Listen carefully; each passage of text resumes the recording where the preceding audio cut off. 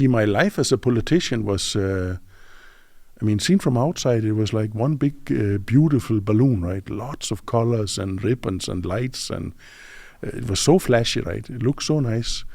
And the balloon was just getting bigger and bigger, being known and getting married with a beautiful woman and all these things, earning a lot of money and being famous, and everybody seemed to like you. All those things, it was just a big, big balloon that was growing and growing, right? And the more it grew, the more hollow I became inside. The more emptiness I felt inside. Because it just felt like the outer surface, right? Mm-hmm. There's nothing inside. So that longing was there, right? And it's actually when I was in the middle of the campaign politically, when one day I put my hand on my heart and I couldn't feel it. It was dead, it was cold. Intuitively, I have always somehow known, I don't know from where, that it had to come through the heart. Whatever it was, it had to come through the heart. And I was so sad when I realized this thing with the heart. And then there was an inner dialogue. There was another little voice that said, but what to do? Mm-hmm. And again, the first voice came back and said, I don't know. And in those days, I was experimenting with a lot of spiritual thoughts. That was, and I had read in some of the books. I was following some Christian mystic group there, and they had read that at bedtime you can send up prayer to God and ask for. If it's a real wish from the heart, you can ask, right? See, I didn't believe in God. I'm not grown up with people in my family believing or talking about religion or spirituality or anything with belief. So I didn't know anything about prayer or God or anything, right? So I thought, but it can't harm anything also, right? If there's no God in your prayer, if prayer doesn't work, also doesn't harm anything, right? So I desperately prayed for 3 nights, actually. If there's anything out there, please show yourself. And then I kind of forgot about it. Then I think a couple of weeks later I met my aunt, and she was talking about meditation. I had tried it before, and it was a little scary for me because I had felt so much change was going on. Mm-hmm. So much that I could not fit in the role I was put in at that time, right? My whole life had to dissolve and disappear. So I got scared about that, but I called it boring, right? Because no man will admit fear, right? So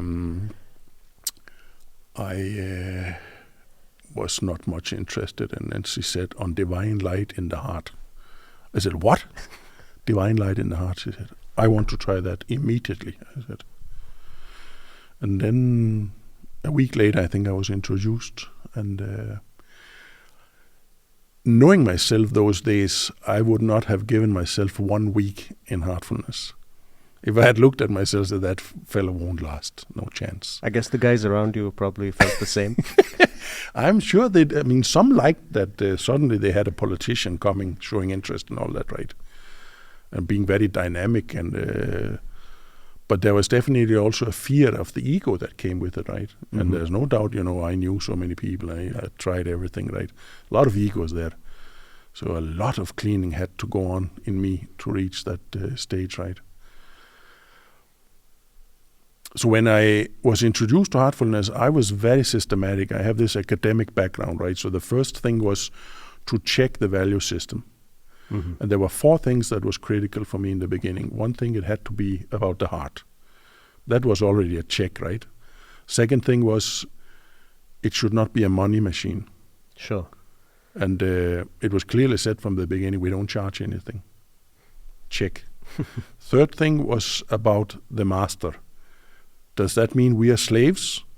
Are we just here to make him feel happy? But very fast I realized it's just the reverse, right? He is here for his master, doing his master's work. And his master's wish is to work for us. So we are kind of his masters, you could say. But we are given what we need, right, on a spiritual journey. Mm. Not whatever we wish as a childish wish. I would want a balloon, right? But it's hollow inside. So that was also a check very fast. Then the last thing was really, really important to me. And that was this thing about power use, because I experienced it so much in politics, maybe also, right? That people use power on you to get you to somewhere where you actually don't want to be. And you might be manipulated into a situation where suddenly you have turned on some people that are your friends also. Or that they are saying, this is for your own good. This is for your own good. And so that was critical for me. And the beauty in spirituality, which I found out very fast also, is that there can be no use of power at any stage on a spiritual journey. You cannot grow if somebody tries to force you.